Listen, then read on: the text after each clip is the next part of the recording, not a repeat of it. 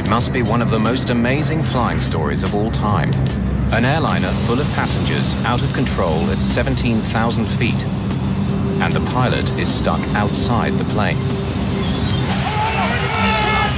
In the cockpit, 3 frightened flight attendants are clinging to his legs. If he slips from their grasp, the captain's body could be sucked into the engine and bring down the plane.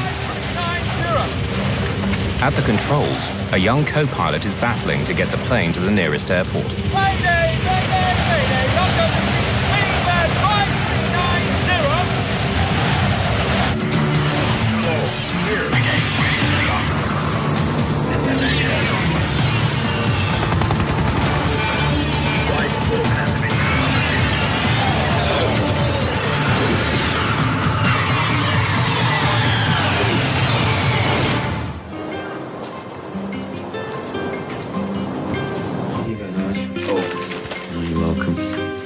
For the crew of the British Airways flight from Birmingham, England to Malaga, Spain, the 10th of June began like any other day. Yeah, but I'm not doing it. Stewards Nigel Ogden and Simon Rogers, along with stewardess Sue Prince, had worked together on and off for years. At Birmingham, all the cabin crew and all the pilots, they all knew each other, were all on first-name terms. The one new member of the group was Alistair Acheson, an experienced co-pilot he'd just driven down from Manchester that morning. Come on in. Tim Lancaster is captain. He's been a commercial pilot for 21 years. Well, we've got to get started, eh? Before takeoff, the co-pilot performs a walk-around, checking the outside of the aircraft for anything wrong. In the cockpit, Captain Tim Lancaster reviews a log of the maintenance carried out on the plane the day before. Everything okay? Fine. She's just come out of maintenance by the look of it. Nothing much though. Just changed the windscreen. Many of the passengers know the flight well and are looking forward to a relaxed trip to Spain. These unsuspecting passengers and crew were about to begin an adventure of a lifetime. Seem to have made yourself comfortable. Too right. Birmingham Tower, Speedbird 5390. We're ready to start and push. Speedbird 5390. Clear to start and push.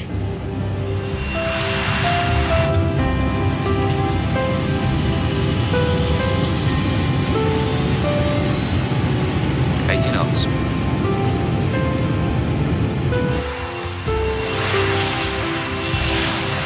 The BAC 111 was known as the Jeep of the skies, a workhorse that was easy to maintain and had a good safety record.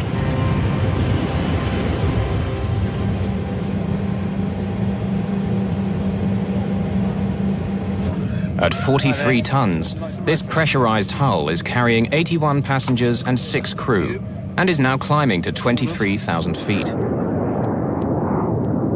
In just over 2 hours, they should be in Spain. Only a catastrophic accident could bring this plane out of the skies. 2 minutes into the climb, the pilots switch on the autopilot. Tim Lancaster takes off his shoulder straps and relaxes into the flight. Now I went into the flight deck to ask Tim and Alistair what they would like to drink. You gentlemen like a tea? Please, the usual. Milk, 1 sugar, please. And I said, your breakfast's on. It'll only be a few minutes. Now, almost 13 minutes after takeoff, and at 17,300 feet, they're just 5,000 feet from their assigned altitude. But then, in a split second, everything changes.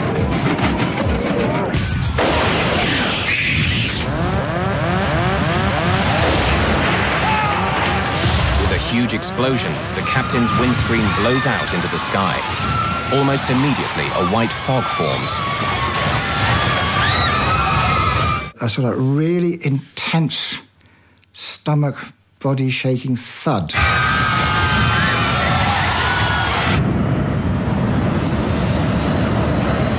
We were just diving, really. And then we started to judder like this. And I was a bit stunned. I thought, what? I thought, oh God, it's a bomb. Alistair, the co-pilot, is suddenly fighting for control in a 350-mile-an-hour wind. There's no time to think about the captain.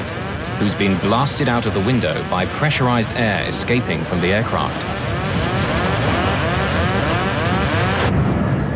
The rushing wind pins Captain Lancaster to the roof of the cockpit.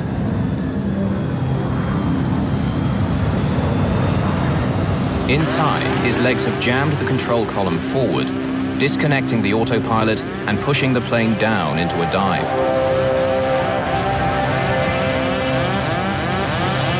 Co-pilot Alistair Acheson has to take command. While he fights to bring the plane under control, steward Nigel Ogden can see his captain is being sucked out of the aircraft. And I looked in, the flight deck door was resting on the controls, and all I could see was Tim out the window. I jumped over, put one foot in the captain's footwell, and the other one was down the side of his seat. I just grabbed him before he went out completely. Nigel Ogden holds on to the captain for dear life. Outside, a 390-mile-an-hour blast of wind at minus 17 degrees centigrade smashes into Tim Lancaster's body. The tornado in the cockpit is giving Acheson major problems.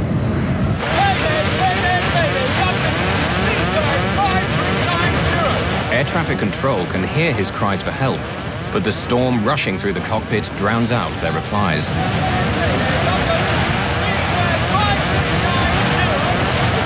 The captain's feet are still pushing against the control column, and Alistair is struggling to get full control of the plane. He's now diving through some of the busiest air lanes in the world, with the added danger of a mid-air collision.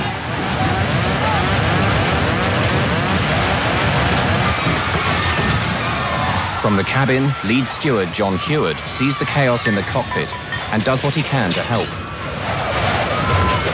I looked up, and there was Nigel sort of hanging across the seat in the flight deck. In front of me, the flight deck door had fallen forwards and trapped itself between the actual door frame and the throttles of the aircraft. So I literally stamped on it twice, and it literally broke into 3 or 4 pieces. Behind, on the wall of the flight deck, there is a spare seat for anybody to observe the flight or whatever.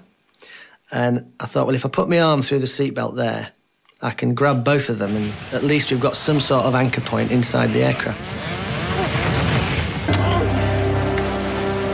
Alistair, who's never flown with this crew before, has to leave them to their own devices and focus on getting the plane to safety.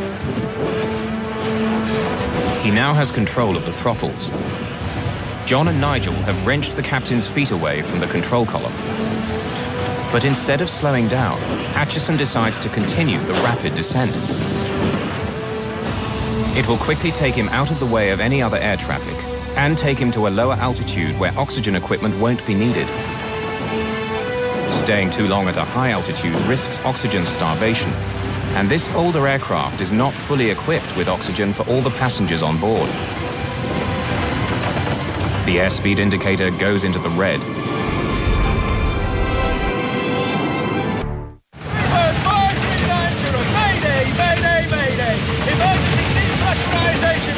They've dived to 11,000 feet in just 2.5 minutes. But as they level out and slow down to 170 miles per hour, the captain's body is no longer pinned to the roof and slides round to the side of the plane.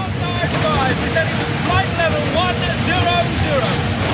Radar heading 195. Working his way from the back of the cabin, steward Simon Rogers now catches sight of the chaos in the cockpit for the first time.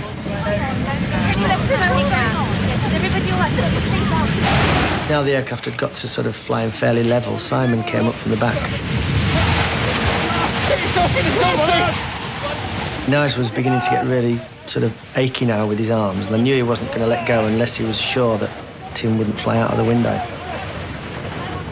We all had fear in our eyes. We were all worried sick because we thought, you know, either Tim's going to die or we're going to die, you know. That was going through my mind.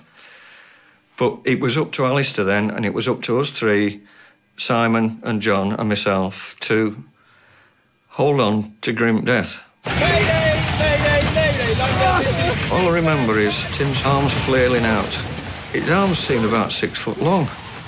And I'll never forget that. His eyes were wide open. I mean, his face was hitting the side of the side screen, but he didn't blink. And I thought to myself, and I said to John, I said, I think he's dead. I think he's dead. And I said, you and Sil have to hold on. I can't hold on anymore. I can't hold on anymore. I've lost the feeling in my arms.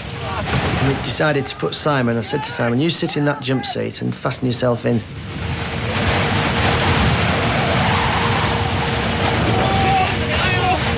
With Simon sitting in the seat, we'd freed Tim's legs from between the control column and the seat.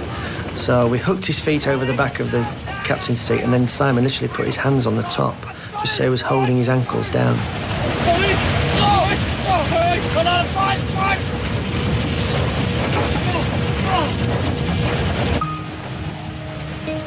Simon and Alistair now face one of their most difficult decisions: what to do with the lifeless body of the captain. No words are said, but for a moment the thought passes between them that the best thing would simply be to let it go.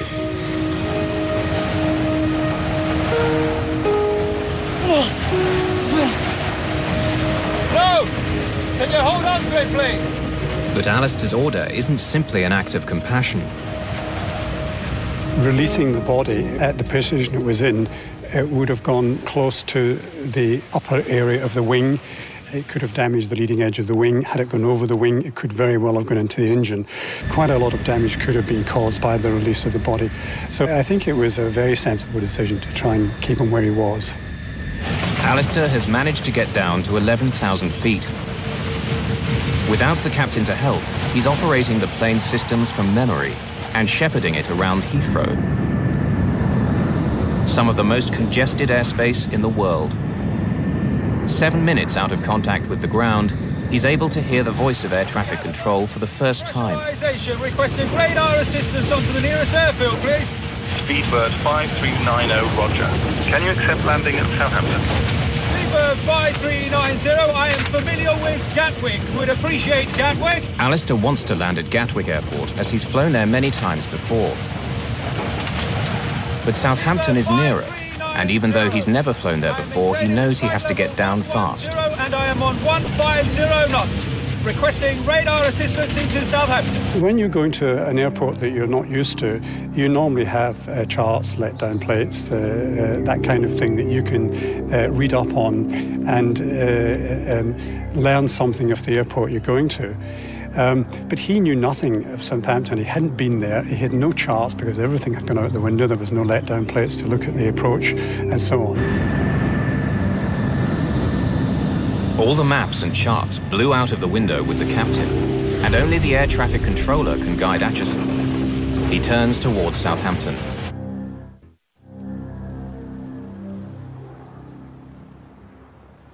Southampton, this is Speedbird 5390. Do you read? Speedbird 5390. Good morning. Identified on handover from London radar 6 miles west of Southampton Airfield. What is your passing level? Roger, sir. I am not familiar with Southampton. Request you shepherd me onto the runway. When he spoke, he was obviously stressed. It sounded as if he was under a fair bit of pressure. What is your number of persons on board? We have 84 passengers on board, and I think that will be all until we are on the ground. Roger, that's copied. I've been advised it's pressurisation failure. Is that the only problem? Negative. The captain is half out of the aeroplane, I understand. I believe he's dead. Roger, that is copied. My feeling was, when he told me what was going on, it was one of disbelief, because it doesn't actually happen. You know, it's one of these things that you see in films, that happens in films, but it doesn't happen in real life. And it was sort of the hairs in the back of the neck go up, and there's this feeling down the spine, the tingle down the spine, and you think, no, it's not for real, but it's got to be. Flight attendant holding on to him, but request an emergency facility for the captain. I think he is dead.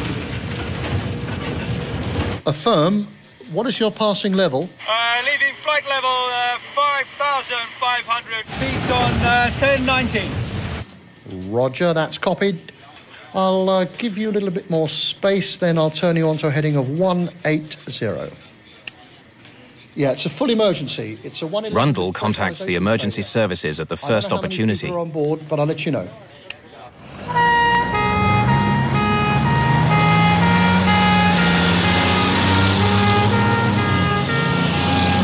Could you confirm that the length of runway at Southampton is acceptable for a 111? Yes, it is acceptable for a 111, and I'll give you the figures shortly. As long as we have at least 2,500 metres, I am happy. I'm afraid we don't have 2,500 metres. Neither do Bournemouth. We have a maximum of 1,800 metres.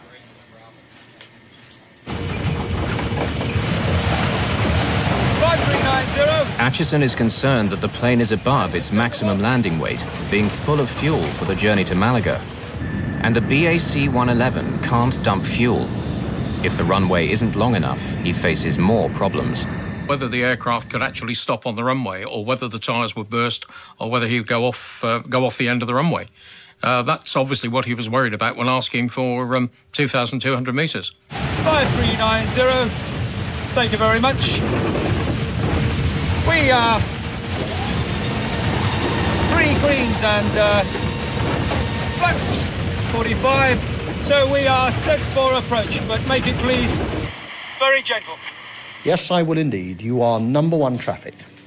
If you think about it, all the airline pilot training is done with 2 pilots, both compass mentors in the cockpit, one flying the aeroplane and the other one doing all the emergency drills. So what you actually had was the captain hanging out the window, at least one person hanging onto his legs, and Alistair flying the aeroplane with nobody else to talk to. Speedbird of 5390. It's 9 miles from touchdown. You're clear to land. Wind indicates 020 degrees at 14 knots. Descend to height to 15400 feet. QFE is 1017. Roger, sir. Descending to 1,500 feet. Talk me down all the way. I need all the help I can get. Roger, you'll be able to stop the aircraft on the runway and evacuate the aircraft on the runway. He must have been about 6 or 7 miles from touchdown. And obviously at that point I kept talking until he was happy he could see the runway and was happy to continue looking out the window and land the aeroplane. At the point he said he was visual with the runway, I effectively stopped talking.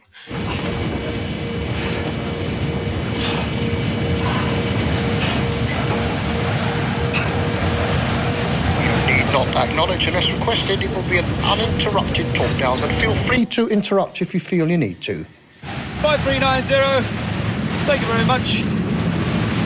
I have the runway in sight. Thank you. You are clear to land. Do you wish me to continue with any further information? Negative.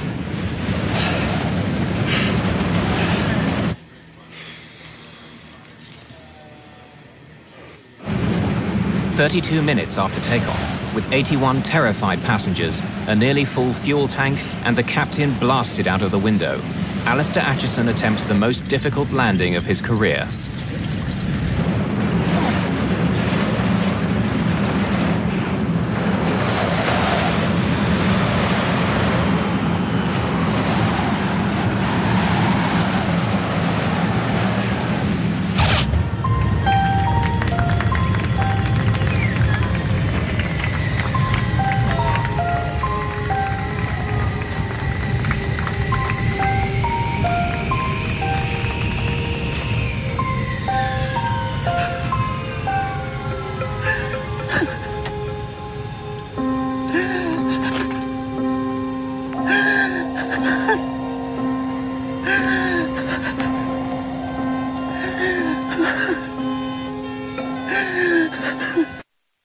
At 8:55 a.m., flight BA 5390 makes a perfect landing at Southampton Airport. Immediately, emergency vehicles surround the plane. Firefighters remove the body of the captain and lead the passengers and crew away.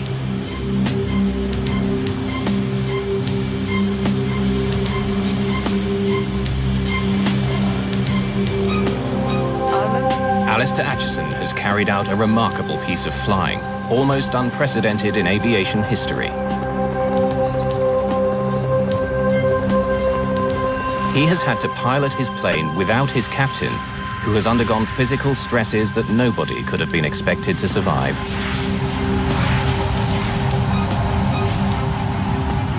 I think these extreme conditions, no one expects to occur in their lifetime. His survival time must have been measured in no more than tens of minutes as he became colder and colder and his body systems began to shut down. Tim Lancaster's body was subjected to a two-pronged assault.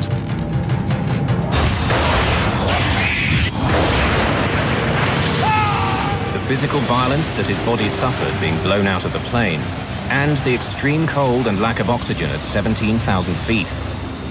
Every 1,000 feet of altitude causes the temperature to drop by 2 degrees centigrade. So the temperature on the outside of the plane would have been around minus 17 degrees centigrade. The extreme wind chill also meant his body was losing heat very rapidly. He would have lapsed into semi-consciousness and then unconsciousness, and as the temperature, his core body temperature fell, he would have finally died as a result of the excessive cold in that environment. Despite the trauma that Captain Lancaster's body suffered, there was one final twist to his story.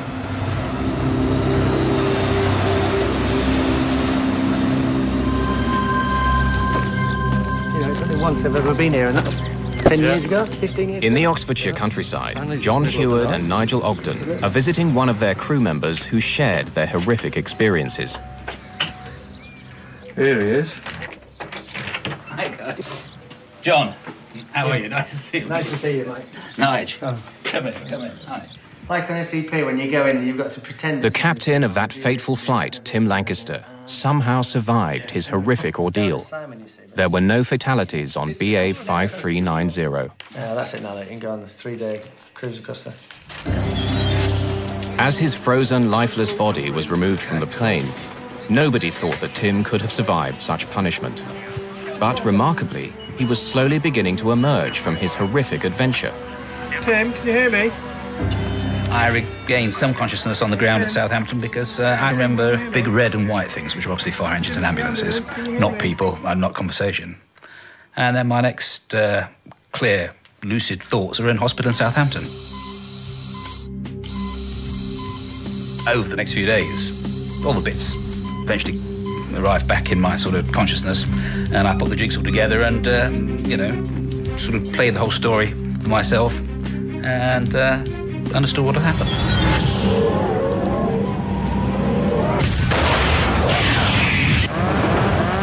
There was a big bang, a noise of all the air escaping, but I remember watching the windscreen move away from the aircraft, and then it had gone like a bullet. It disappeared into the distance. And I think there was an even bigger bang, or there was an even bigger bang. And I was very conscious of going upwards. And, the whole thing became completely surreal then, as it would. And I was aware of being outside of the aeroplane, but that really didn't bother me a great deal. What I remember most clearly is the fact I couldn't breathe because I was facing into the airflow. And I turned round and actually turned my body round. I was sort of looking back along the top of the aircraft at that stage, and I could breathe then.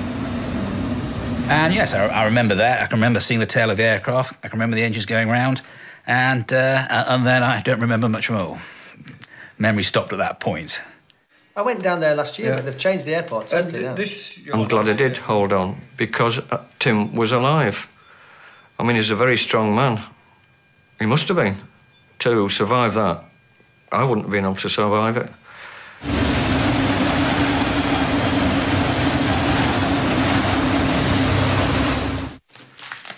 That's all very dramatic. It is, look. Tim Lancaster's survival was little short of miraculous. He'd been minutes away from death. It was Alistair Acheson's flying that saved his life. His quick thinking in getting the plane to the ground in only 22 minutes saved Lancaster from dying from the effects of exposure.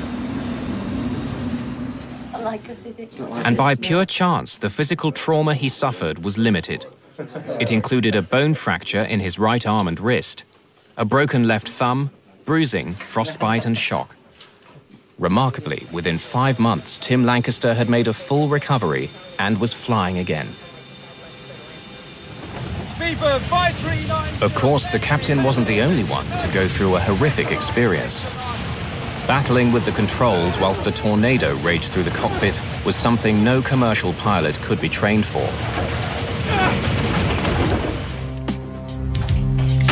The few pilots who are able to understand the experience of Acheson and his crew include these young Royal Air Force trainees. Officer Shapley, seat 7. Flight Officer Bolton, seat 3. They are being put through a simulation of an explosive decompression in this hyperbaric chamber. Climbing to 8,000 feet at 4,000 feet per minute. The atmospheric pressure is initially set to 8,000 feet. This is the pressure inside the sealed cabin of most commercial aircraft. Anyone can survive this for many hours with no ill effects. Any higher than that, and the experience is very different. Is enabled. Stand by for rapid decompression. In 5, 4, 3, 2, 1, now. The mist in the hyperbaric chamber is identical to the fog formed when the window blew out on BA 5390. At the instant of rapid decompression, the air in the cabin can no longer hold onto its water vapor, which is then released into the atmosphere as fog. 7 and 8. Once the fog clears, then the lack of oxygen at that height begins to tell. Without oxygen, at first we begin to see a reduction in their reaction speed. We see increasingly impaired performance in our students. Thinking is slowed and their reaction speed becomes increasingly slowed until they begin to develop sort of lapses of concentration, falling into unconsciousness, and finally death if their oxygen supply is not re-established.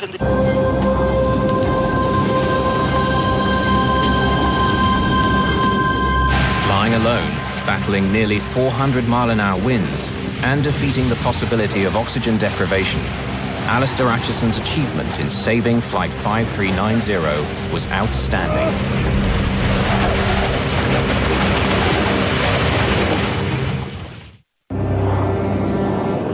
Even as the crisis was unfolding, accident investigators were rushing to Southampton to find an explanation. On the ground at Southampton Airport, the search for clues begins. Initial investigation shows no distortion to the frame of the windscreen, so this rules out a problem with the structure. The fact that there are no shards of glass also discounts a bird strike.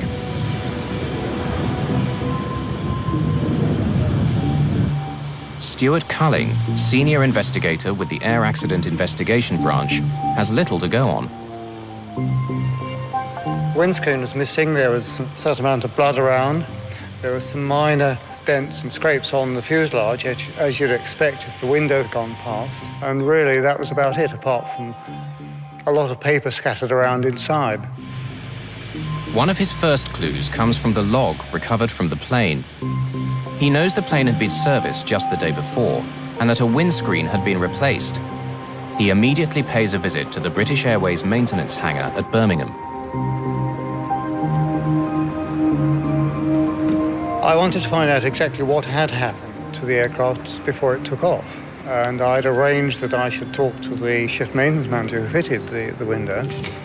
There was a slight problem there because he'd been on night duty and consequently he had finished his shift at roughly the same time as the windscreen came out of the aircraft, and he wasn't in a fit state to be interviewed. He needed to get some sleep. Stuart Culling. Good morning. Nice to see you. I was expecting you. Yes, good. Thank you very much. Is this the hangar in question? This is the main hangar, yes. Yes. So in the meantime, I looked around the facility. I made sure that any paperwork and any records of the aircraft had been identified and taken away so they couldn't be accessed by anyone else, and waited until he came in.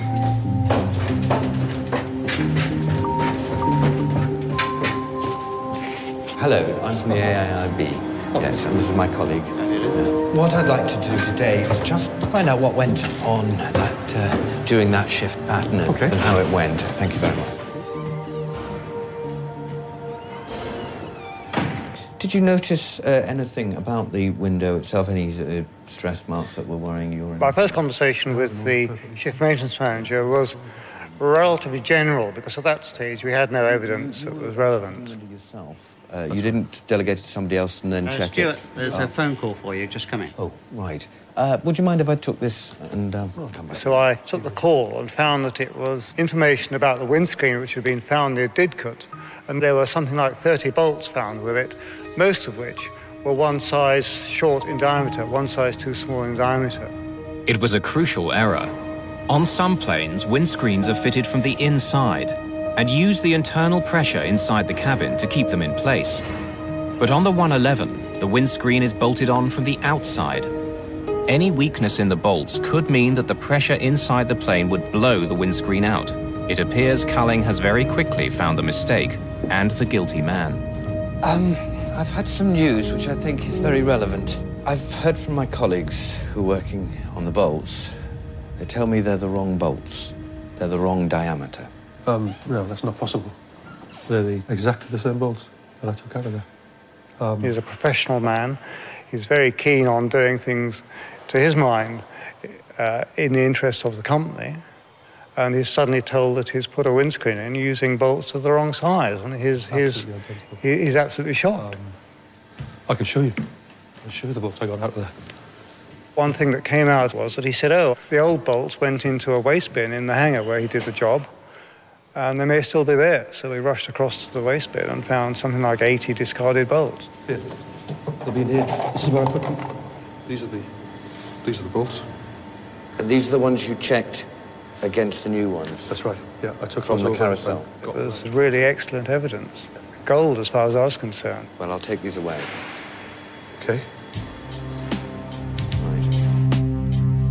By comparing the maintenance manual to what the engineer had told him, Culling is quickly able to identify the first part of the sequence, what went wrong the previous night when the window of the BAC 111 had been replaced. We went through the whole chain of events that had occurred, and we found that there were something like 13 different anomalies which led to the fitting of the bolts. And had any of these caused him to think, the sequence of events would not have continued and there wouldn't have been an accident.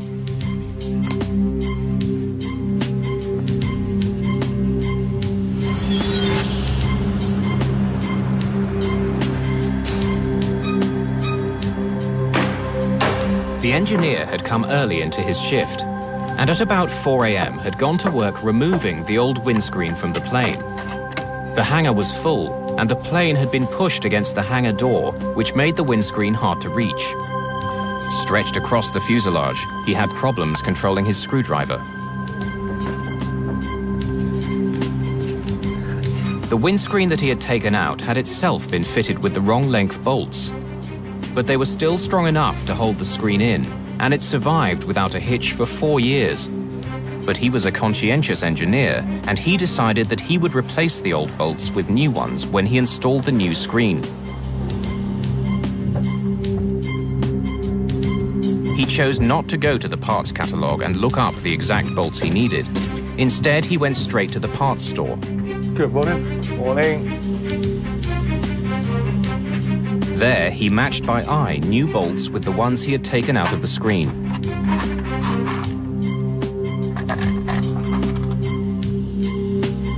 His eye match was good, and he found a few fresh bolts of exactly the same type in a drawer. What I'm after is I need 97 Ds. I'm just doing a windscreen on a 111 over there, and I need some new bolts. 8 Ds on a 111. Well, no, these are 7s. This is a 7. I've just taken it out. We haven't got any 7s anyway. Okay. Right, the store manager knew which bolts the engineer should have been looking for, but the engineer chose to ignore his advice. Instead, he drove to the other side of the airport to find a match for his bolts. It was now about 5:15 a.m., and in a dark corner of the hangar, he continued to search for new bolts identical to the ones he'd taken out of the plane. But in the gloom, his luck finally ran out. He thought they matched, but they didn't. He picked bolts that were just over 2/100ths of an inch too narrow for the job.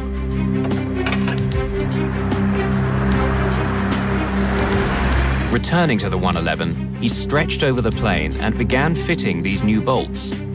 Working at an angle, he couldn't see that the new bolts didn't fit correctly.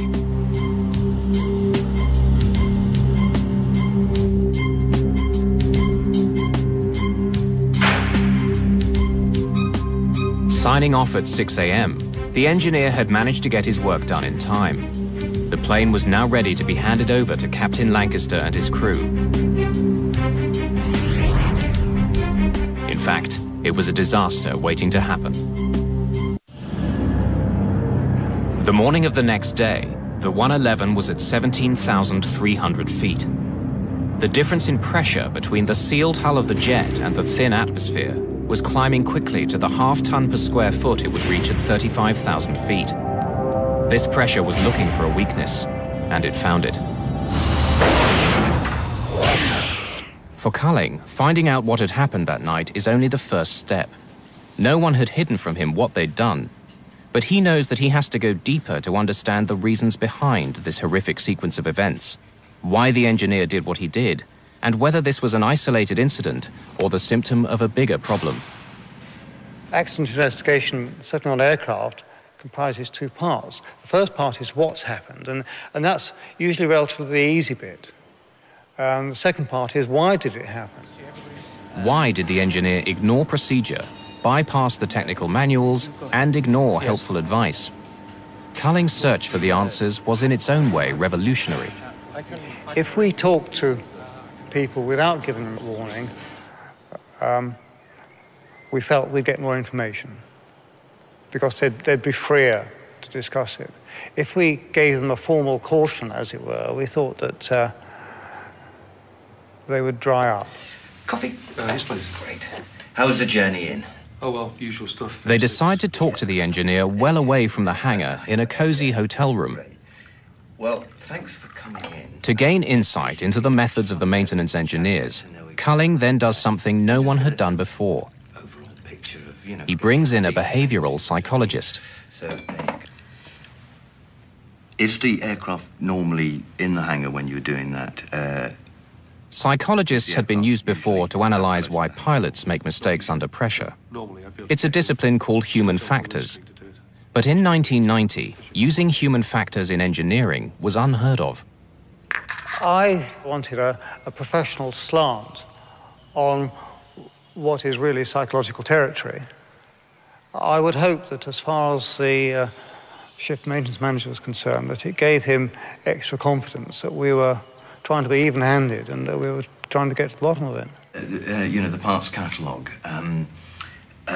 When you're getting the bolts out, do you go straight to the parts catalogue, or do you just sort of...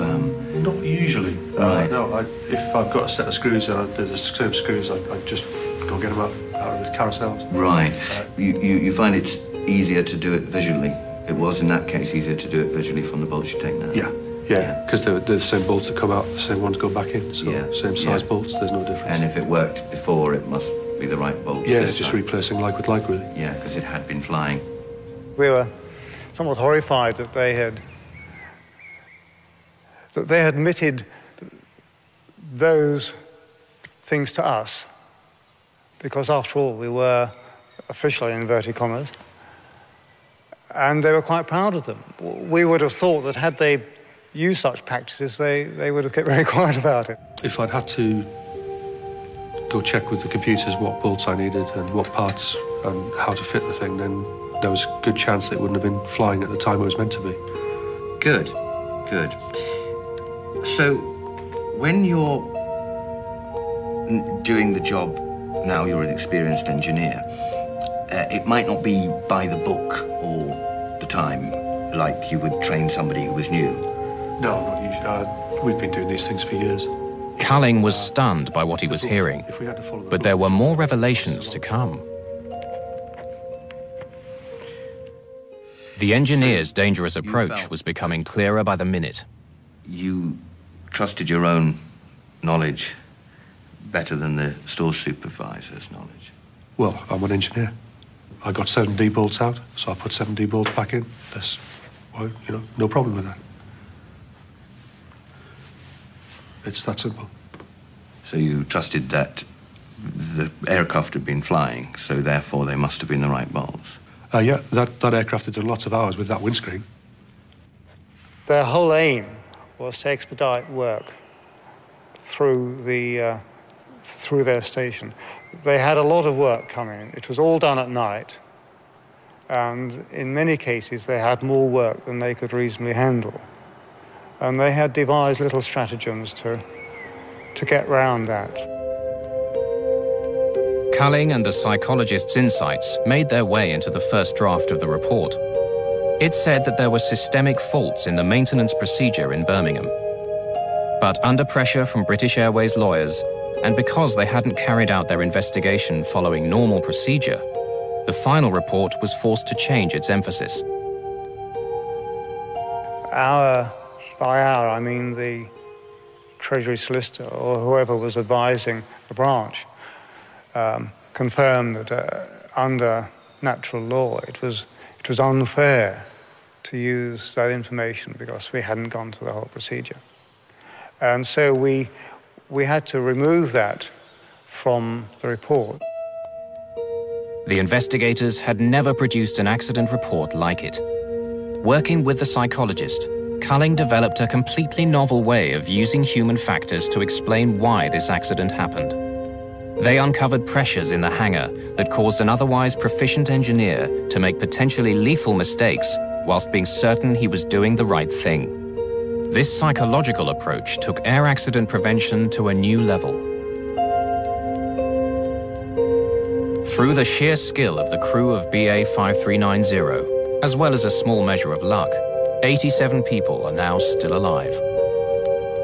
As a consequence of this investigation, others may never have to go through the same ordeal. In the aftermath of the accident, the crew were treated as heroes. They received numerous awards, and Alistair Acheson received the coveted gold medal for airmanship. Their colleagues also showed what they felt. One of the most moving things was to go back to Birmingham. As we walked into the airport, the whole of the airport stopped. And all the ground staff and all the check-in girls and all that just stood and applauded as we walked through the building, and it was really quite, moving at the time. You sort of wanted to get out of the way so that you could sort of, I don't really want to do this, like walking up the red carpet sort of thing. Their colleagues were applauding a team which had demonstrated the highest form of professionalism at every level.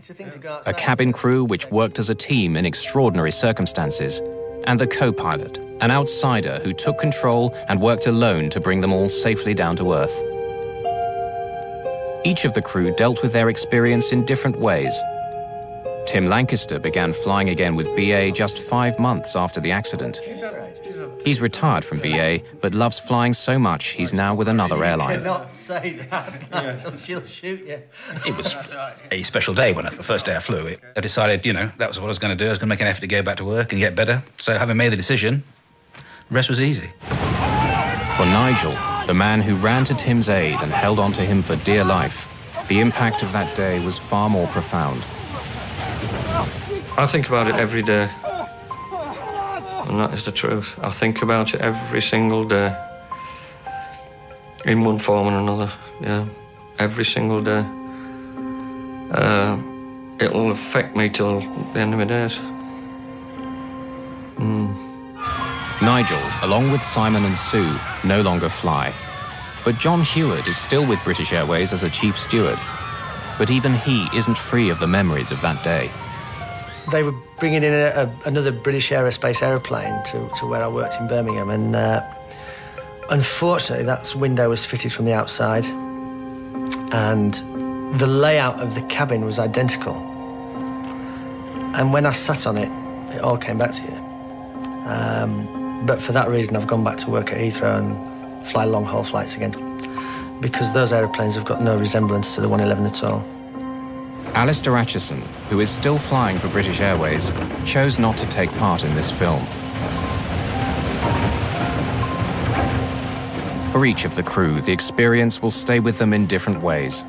But common to them all is that on that day, their numbers did not come up. Tim explained it very well, actually. And he said our names were on the page, but we weren't at the top. And I think that was, you know, probably true.